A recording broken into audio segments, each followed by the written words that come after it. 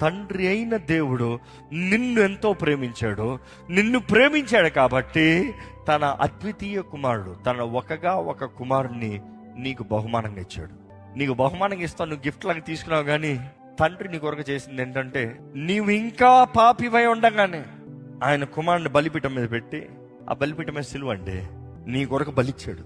మీరు ఇంకా పాపులై, ద్రోహులై, శపితమైన జనం కొరకు నా బిడ్డని, గుర్తు ఎరగని వారికి కూడా నా బిడ్డను బలిగా ఇస్తున్నా. You see, that is what God the father has done for you. నువ్వు అంటున్నావు నాకు దేవుడు ఏం చేశాడని. ఇంకేం చేయాలి? తన ఒక కుమారుని నీ కొరకు బలి ఇచ్చి నిన్ను ప్రేమించాడని చెప్తున్నాడు. You see, this is love. ఎందుకంటే తండ్రిని నెగ్లెక్ట్ చేయొద్దు క్రిస్మస్లో.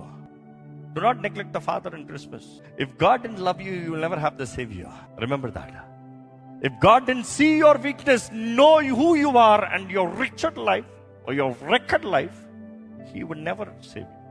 See, అన్ని చూసి నీ స్థితి ఎంత ఎరిగి దేవుడు అయినా కూడా, ఇదిగో వీళ్ళకి వేరే దిక్కు లేదు, ఈ మనుషుడికి నా బిడ్డే దిక్కు, నా బిడ్డ చావాలి, లేకపోతే ఈ మనుషుడు ఎప్పుడు దొరకడం.